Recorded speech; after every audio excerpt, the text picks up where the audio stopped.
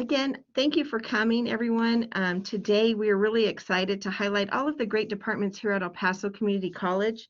By coming to these events, not only are you learning about all the great services that EPCC has to offer, but you are also eligible to earn Tejano passport points so that you can get one of our great EPCC medallions.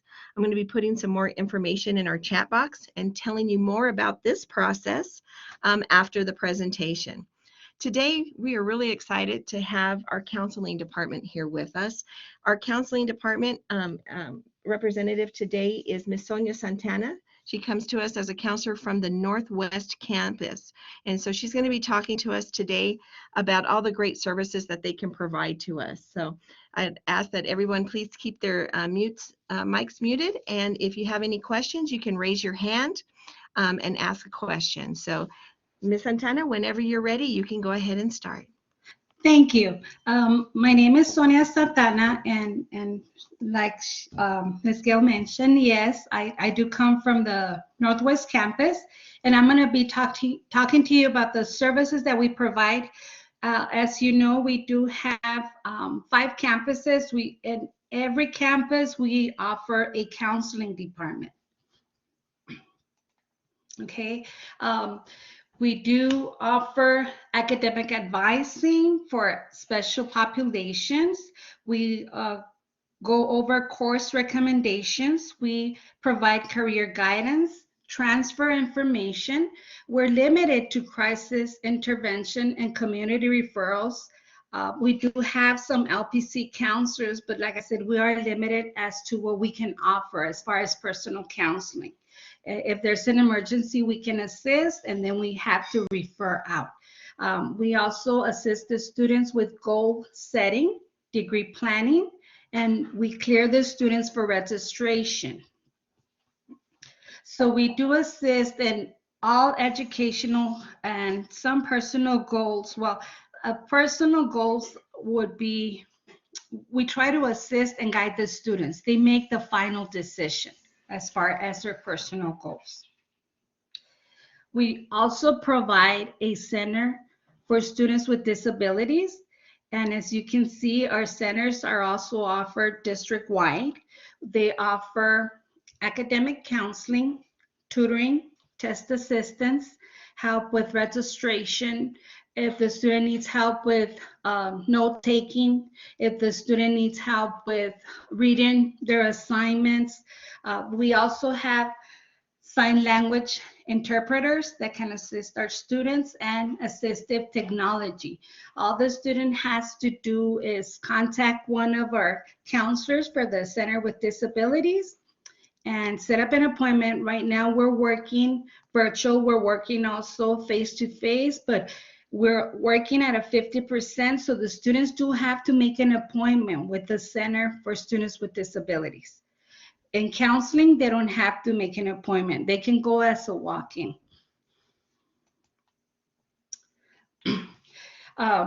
We also work through phone, email. During the pandemic, when the pandemic started, we opened our virtual office. We had extended hours during peak times. Right now, we're back to regular hours, 8 to 5, and also face-to-face, 8 to 5. We offer the first year experience center, which assists the students within their first year of college. We do have a Facebook, and this is the link for our virtual office. And like I said, we work through email, virtual office, phone, and face-to-face. Mainly what we do, when you go into counseling, we cover the areas of studies or the degree orientation. We focus on 8 areas of studies, which are 8 categories. All degrees and all majors fall into the 8 areas of studies. Like, for example, you see here, the first one is arts, communications, and humanities, business, education, health science, industry, manufacturing and construction, public service, science, technology, engineering, and math, which is our STEM, and social and behavioral science. All this information that I'm talking to you about, you can find it on our webpage, and also you can find it in our catalog.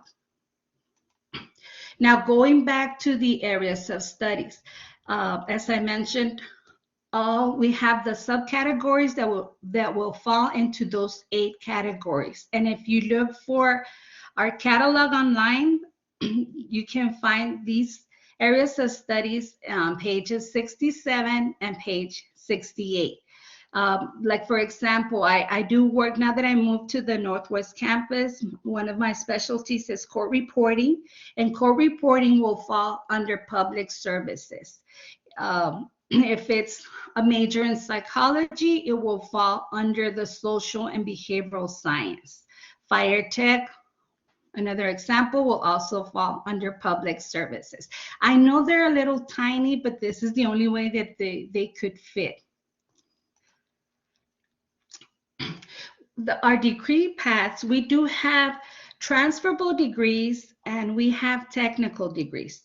The first ones that I'm going to cover are the Associate of Arts, the Associate of Arts in Teaching, and the Associate of Science. These are all full transferable degrees.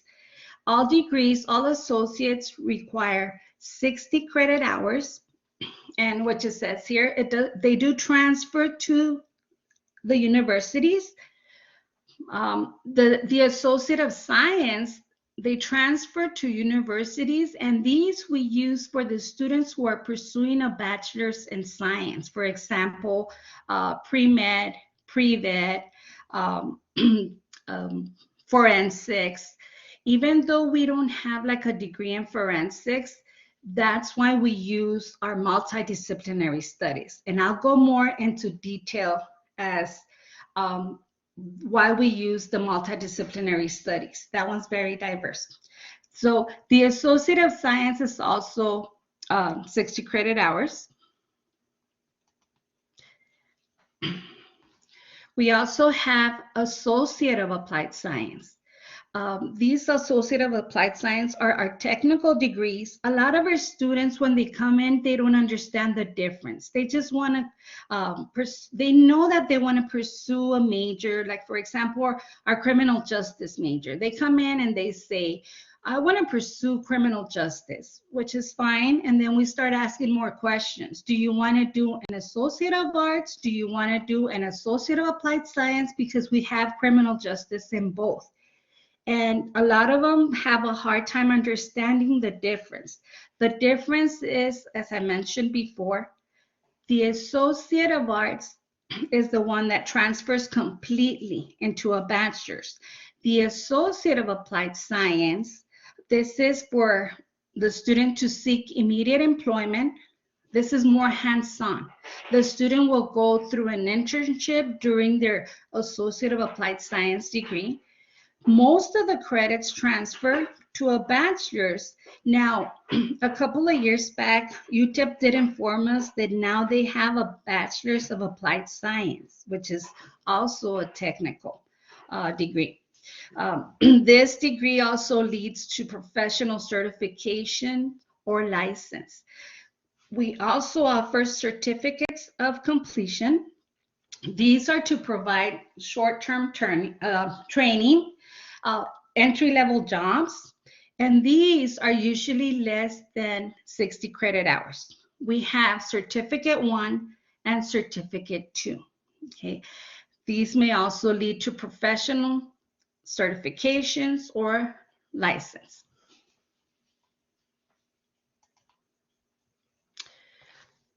We do have a variety of specialized programs in the areas of the Advanced Technology Center. And in our Advanced Technology Center, we offer several degrees, and these are mainly Associate of Applied Science, which are technical degrees, and certificates, which are composed, for example, HVAC, electrical, automotive, with our beautiful new building that we have, renewable energy, etc. We also provide fire tech, and this is mainly at our BV. So we do have these specialized programs, but some of our programs are only offered in a designated campus. Like for example, Northwest, the specialized program that we have there is court reporting. The ATC, they have their own building. Fire tech, architecture, sign language, those are only offered at our Valle Verde campus. Culinary arts used to be offered at our Trans Mountain campus. Now it's only offered at the ASC. We have our health science. Our health science courses are only offered at the Rio Grande campus, okay? And there's something very particular about the health science. We have the nursing also. We do have an Associate of Applied Science in nursing, okay, that the students can complete, and then they can apply for their license. Of course, they have to do all the requirements, internships, clinicals, before they can apply for the license. Now, as I mentioned, our health science and nursing programs, these have very special admissions requirements. The students can start at any campus, but once they are getting ready for ranking, we do refer them to the Rio Grande campus. Sometimes the students say, no, but I don't want to go, but it's that our programs are there. So they have to go and meet with a specialized counselor. We do have counselors that are assigned to each program. For example, sonography,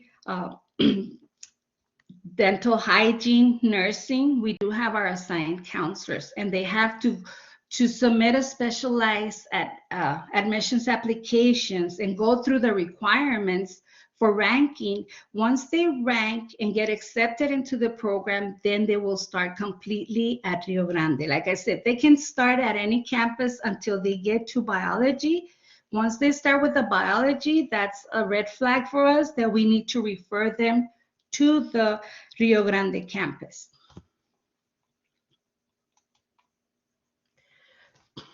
As I mentioned before, all our information is in our catalog. For example, our student code of conduct, cost of attendance, services for students, any type of service, course description, general college information as far as grading, academic policies, degree programs for all associates and certificates. So we call it our Bible, because in this we find the information that we need. Also, the students can refer to this, and it is very important that they know how to navigate our web page, so that way they can find the catalog and look for the information. Of course, we're always available for any questions that they have, but they can refer to the catalog. We work on academic terms. The most common academic terms are, of course, our semester, which is composed of 16 weeks, and this is our full term semester. Our academic year is composed of the 3 semesters, which includes the fall, spring, and summer.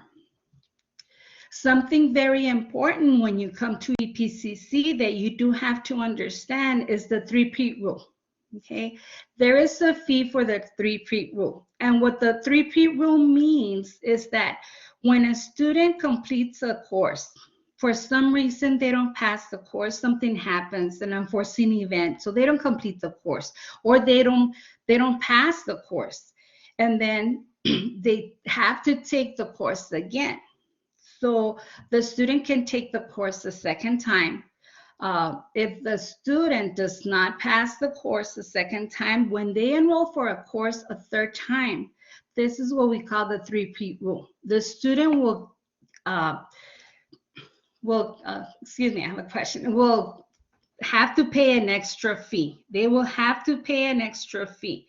If we can hold the questions for the end, I will really appreciate it. I'll just read them at the end from your chat, okay? Okay, so we do have holds that prevent students from registration, and the most common holds that we have are advising holds. The student will usually have an advising hold, which is a counseling hold or a TSI hold. Okay, this means that the student has not met the requirements to enroll for college level courses, so they would have a hold.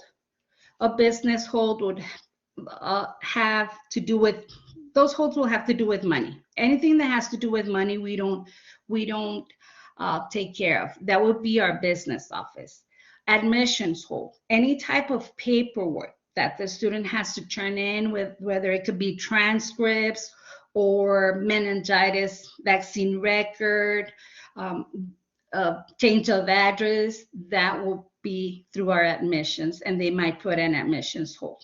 Okay, student course load. Okay, as I mentioned, we do have credit courses.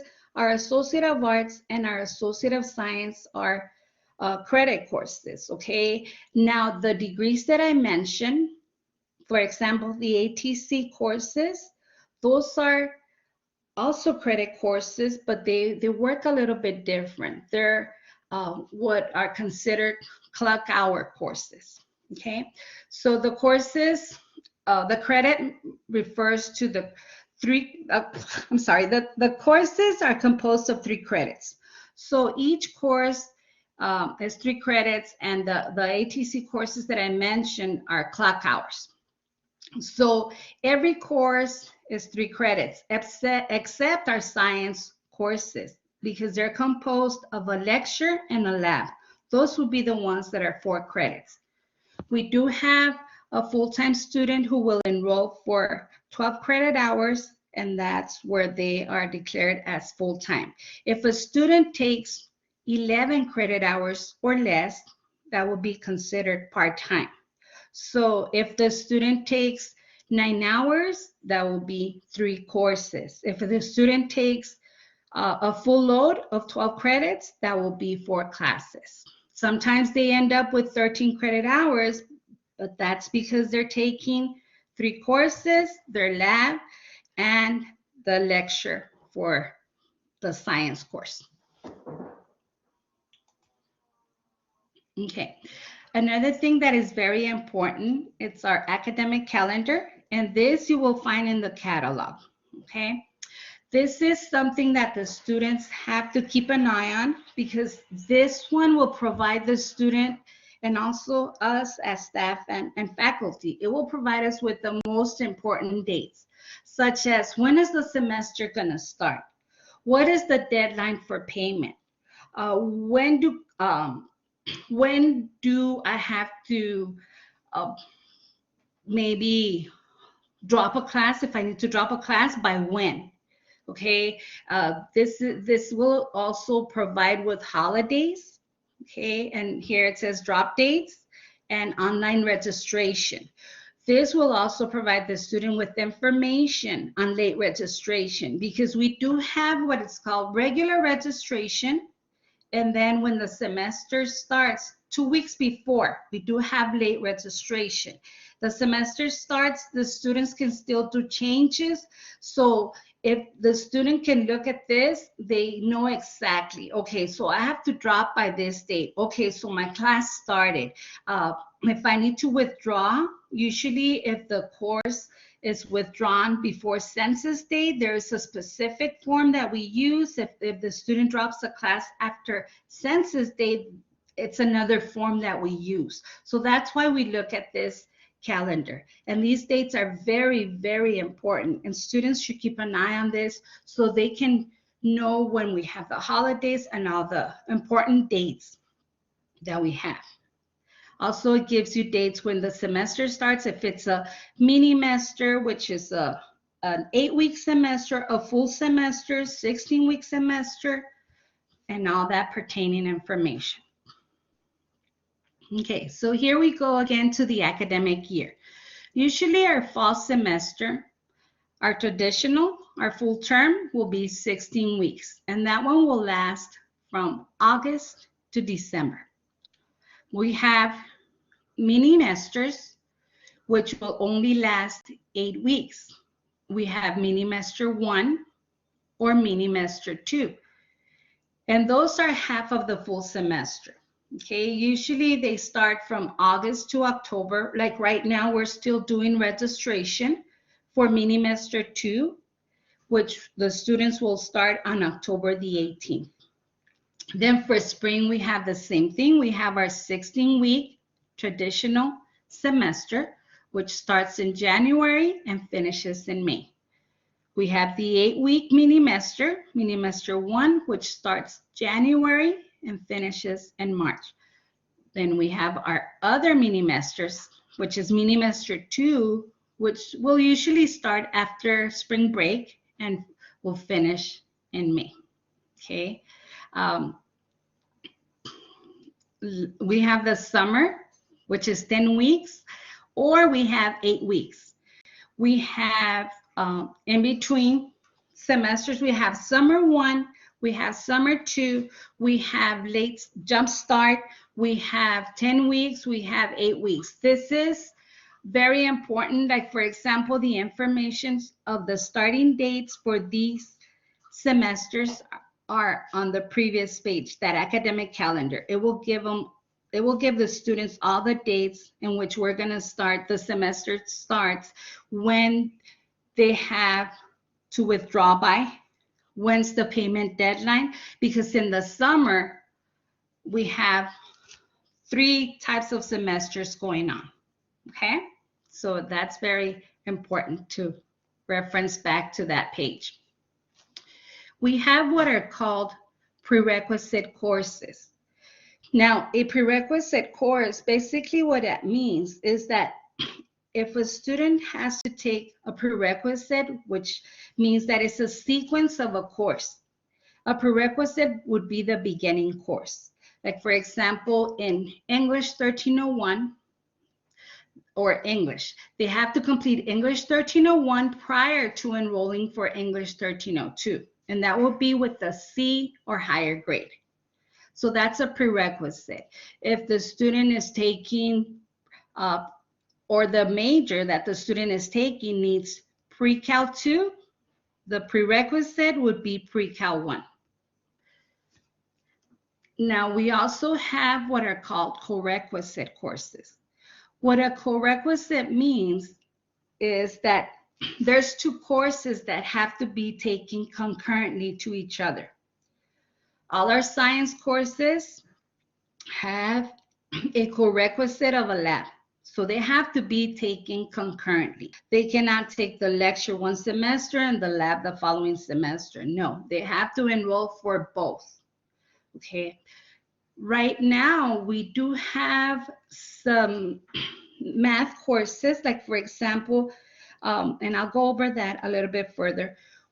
There's a state mandate that the students have to take the TSI. So if the student scores in remedial, they have to take the remedial and the college level concurrently. I'll go more in detail right now. We also have our course descriptions. In the back of our catalog, you will have the course descriptions, and you will find a little symbol with the state of Texas. What that means is that that's from the Texas Common Course Numbering System, and this course will transfer. This is a transferable course, okay? And then we have the ones that say a W. So what that means is that this course is for the workforce. This is mainly like for our technical degrees, okay? Or as our Associate of Applied Science. And if you see here, these are the examples of the courses like in the catalog. Education does have a prerequisite of the remedial courses, maybe ESOL, or can be taken concurrently. Then we have a workforce course that it says here, okay? Co-requisite, Chef 1305, Pastry 1301. Okay, so what that means is that these courses have to be taken together, and these courses, the transferable courses, which are college level reading courses, might require for the student to take a prerequisite if the student is not college level ready. Okay. We do have some standards as far as academic standing. Okay. We do have the good standing status, which is a student who has a point average of a GPA of a 2.0 or higher, which is a C. So this is what the student has to maintain, a 2.0 or higher to remain in good academic standing. This is also a requirement if the student is going to apply for financial aid. Okay. We have what is academic probation. This is when the GPA falls below a 2.0. Okay. It is a period of time in which a student is conditionally enrolled contingent upon either improvement of scholastic achievement or conduct compliance. So the student does have to maintain a 2.0 because if their GPA falls below a 2.0, this is like a warning for them, okay? This is like a warning. The student is borderline and they end up on academic probation. Usually what we do is we recommend that the student reduces their load of courses. That way they can concentrate on earning good grades and fix this academic probation. Why? Because like I said, it will affect them in their financial aid and it will affect them for the future semester. If we have a student who is on academic probation and they take courses, they take a full load, because we do have some students who insist, no, I'll promise you, I'll do good. And we do allow them to take a full load, okay? Sometimes they don't do so good, or if they don't, even if they don't take a full load and if they don't do good, the following semester, they'll end up on academic suspension, okay? So when a student ends on academic suspension, the student cannot enroll for the following semester. Then once the student comes back, we have to prepare a petition allowing them to take 2 classes. Usually we make them retake the courses that they fail so they can replace the low grade. And then we allow them, they register, but they must do good. Because if the student does not do good and they end up on academic suspension again, what happens is that the student must sit out a full academic year or calendar year before they can come back. And then every time the student is on suspension, whether it's back to back or it's just the first time, we have to submit a petition for special permission so the student can enroll for classes. And this also affects their financial aid if the student is on financial aid. Why? Because their GPA is lower than a 2.0. Now, we do have what is called the Texas Success Initiative. Most of us know the name, or the TSI. It's the abbreviation. And this is a state mandate exam that the student must take. This is a placement exam. Every student in the state of Texas, okay, must meet certain standards to enroll for college level courses. So this is the way that we determine. Right now, during the pandemic, there was an exception and we're using what it's called college readiness, okay? But this will end this coming summer and we're gonna have to go back to the TSI. The TSI, the student must meet certain requirements. They take a placement exam, meet the requirements, and take their college level courses. If the student does not score into the college level bracket, which is around here, okay, they do have to either start with remedial courses, which are developmental courses. These are courses before college, and work their way up to being college level. Or the student can retest, okay? They can retest, and if they score higher, we always take the highest scored within 5 years. We do have some exemptions, as I mentioned. We do have military exemptions. If the student has been in the military for the past 3 years, or if they're active military, they can obtain an exemption. All they have to do is bring their DD to 14 form to admissions, okay? I always get confused with this form, okay, the correct name, but it's the DD form that they bring, okay? So the other exemptions are if the student scored high on their ACT, SAT, and tax. The tax, they have not given the tax in the schools for a while, but now is the end of course. Okay, that's the one that we use.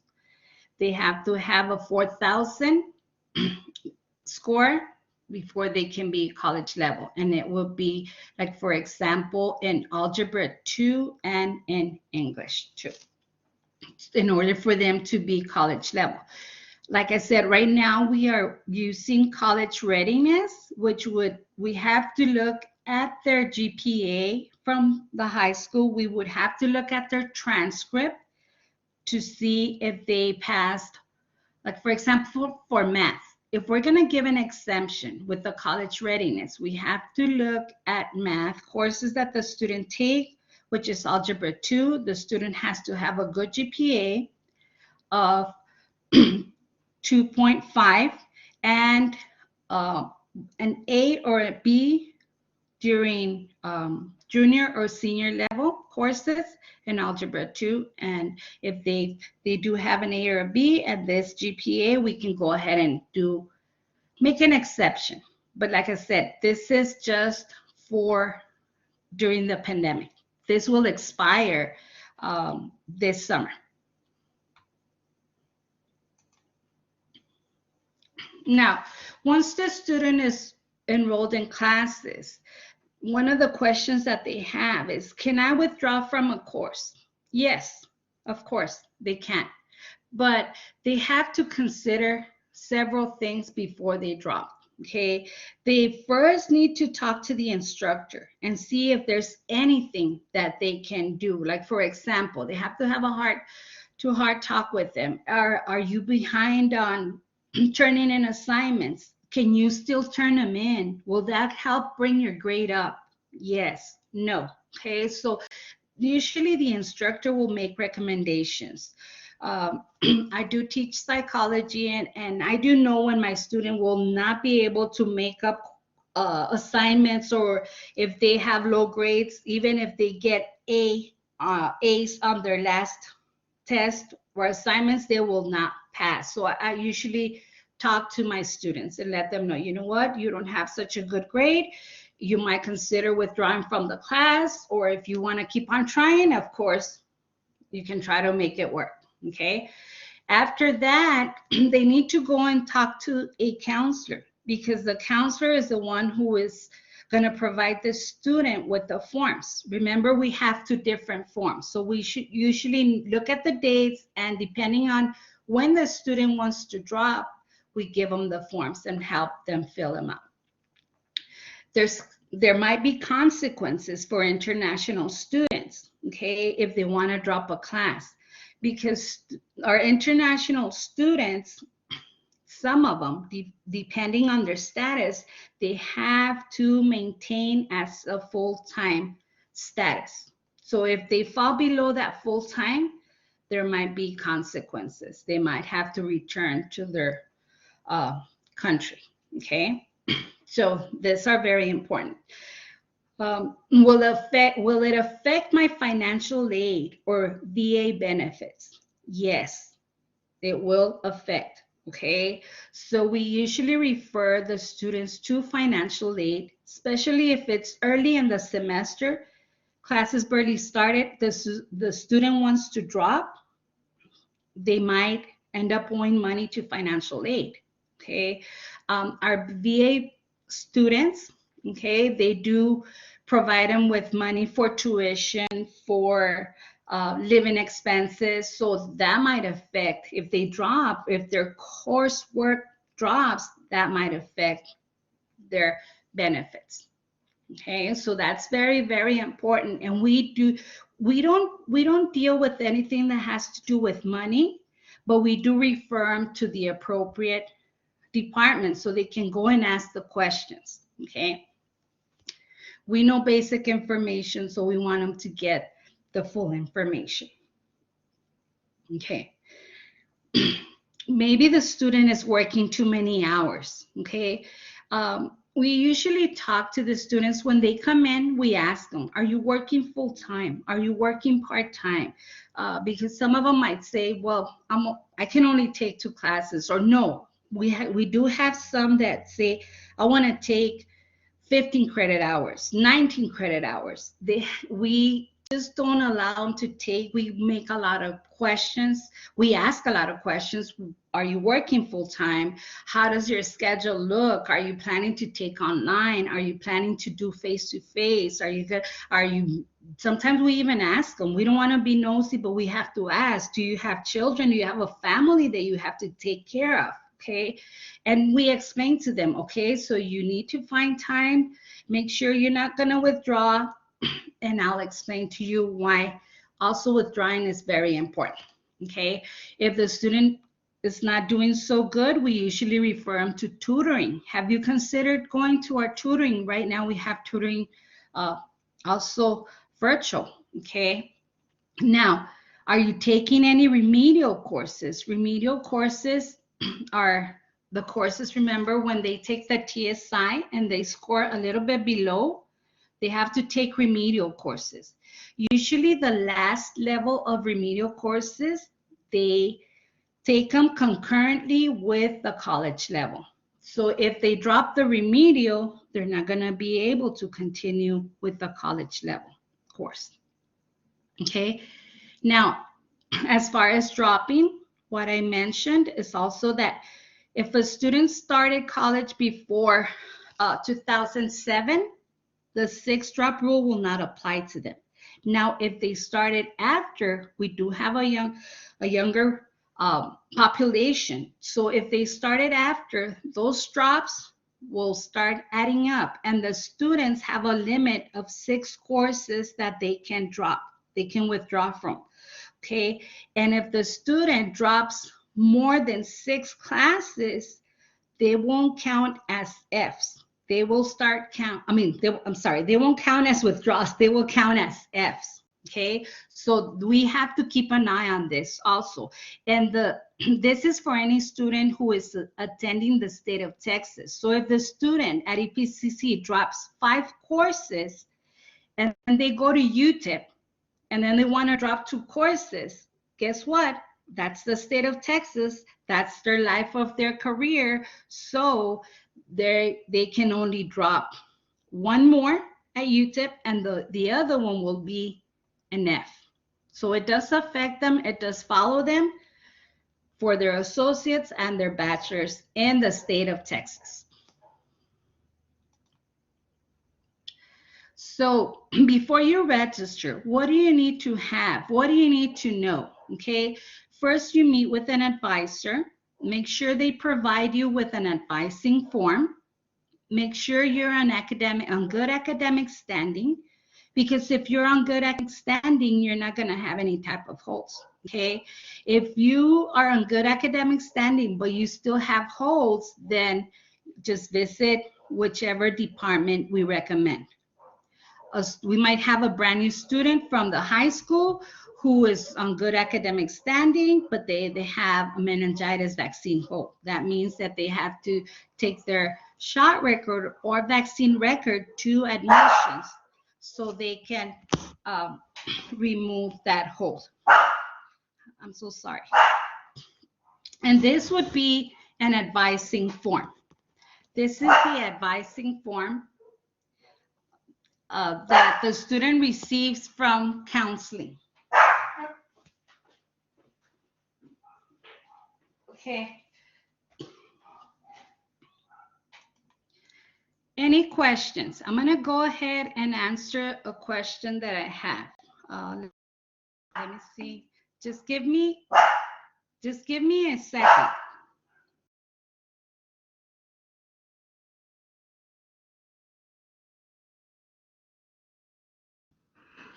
While she's doing that, I'll just let you know I put in the Tejano Passport Points link in the chat.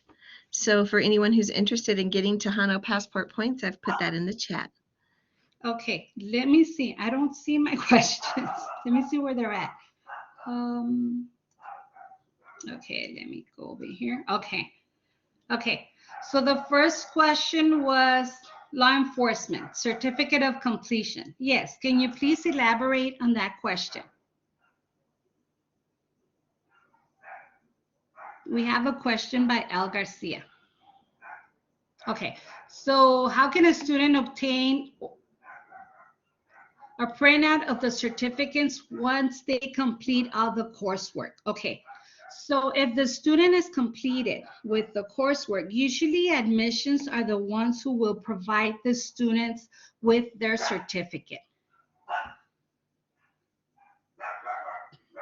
Okay, so certificates work the same as degrees. Of course, admissions have, or our graduations department do have to go over to see if the student completed everything and meet requirements for that certificate or for that degree, and then they will mail out the certificate or degree.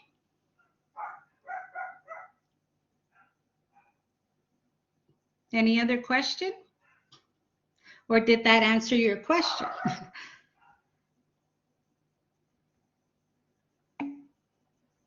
You're welcome. Any other question? So I have a question. Yes. If a student is interested, what is the best way to get in touch with you all? Is it through your Get Connected? Or is it to come in? How would be the best way? It depends on the student. Like if they have available time, we, believe it or not, we have a 50-50. We thought that when we started working online, we were gonna have students who would prefer to come in or students that would prefer to be online. We have a 50-50. Some students do prefer face-to-face, even for their courses, and some students prefer online. Like right now, I was working, it's the first day of registration, and this morning it was my turn to work the morning shift. Oh my God, we were swamped with students, which is good. Awesome. It was really, really good. And yesterday I worked on campus and we only had like 7 students. Take in consideration that it is a very small campus, because I did work for Valle Verde for 12 years, and at Valle Verde we never in the life of my 12 years did we only see 7 students. Right. Not even in downtime. Okay, so that question, how many credits does financial aid cover? Okay, so that will be a question for financial aid. Okay, it's not that I don't want to answer. They usually cover for 60 credits. This is how it works. This is the simple information that we provide to the student. The student will complete 60 credits and they'll graduate. But if they come back, financial aid will not pay for more credits because they already have an associate of arts, applied science, or science, okay?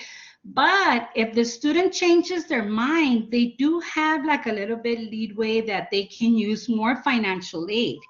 And sometimes I've seen it, but like I said, it would depend on individual basis, and financial aid will explain that question. Like if you have that question personally that you want to know, they will have to see what you have accomplished up to now, and then they'll provide you with information. Some students do change their mind in the middle of let's say in the middle of their degree. They complete 1 year in education and then they come in and they say, no, I want to do criminal justice. Okay, but you do know that you were almost completed. You were halfway. Yes, that's fine. Okay, so financial aid does have options that if you change your mind, they will cover up to a certain amount of credits.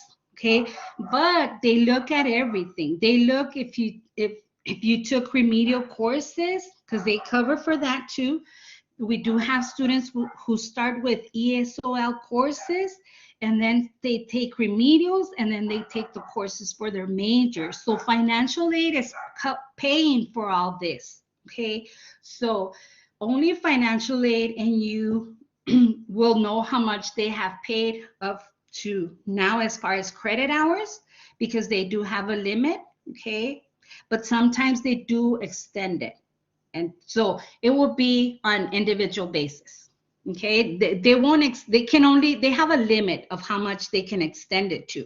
Now, take into consideration, like I was working at Valle Verde, and one of my main majors that I would assist students with was with architecture. Right now, we do have a partnership with Texas Tech, but Texas Tech only offers the second 2 years of the degree, of the bachelor's. They don't offer anything with the core, anything for the first 2 years. So the student does end up taking more than 60 credit hours in order for them to finish at Texas Tech El Paso. So since they don't offer the first 2 years, so they go over a little. But if they take all that degree and then they start taking other classes, when they transfer for a bachelor's, they might not have financial aid. So that, like I said, it's on an individual basis. So I would check with financial aid. Any other question? You're welcome. Okay, so what do current students need to do in order to register for next semester? Registration started today. They can either visit our campus, any campus, or log into our link. And usually if they go to My EPCC and go to the online assistance, find our link there. Okay, it's also on the presentation. The thing is that we have been changing links, because we tried Blackboard, then we tried WebEx, and then we went back to Blackboard, and then we stopped for a little bit, and now we're back on Blackboard. So the most updated link is there, okay? And you will find it there. Any other question? We also work through email. Let's say that the student cannot log in and they are working late hours. They can email the counseling department and we will answer through email also. They also call, and then they transfer the calls to us, and then we contact the student and ask them for their email, and then we contact them through email, because it's easier, because remember, we do have to provide that advising form. So we can either provide it to you through email or in person. Any other questions? Great. Well, thank you so much. That's great that you have so many ways that you can get in touch with the counseling office. So I'd like to thank you, Ms. Santana, for presenting today. We appreciate all the information. I know you all are really busy today, so thank you for taking time to give us a presentation. You're welcome. You're welcome. Thank you so much. I encourage you. Go ahead. Yeah, I just hope I didn't go too fast, because I do have a tendency of speaking really fast. Oh, no, it's fine. Okay. Thank you so much, and thank you for the great PowerPoint. That helps too, so thank you. You're welcome. Have a good day. You too, thank you. And I appreciate all of you for coming today. I have put in the chat box about the Tejano Passport points so that you can get points for attending all of these workshops that we hold with the Tejano virtual events.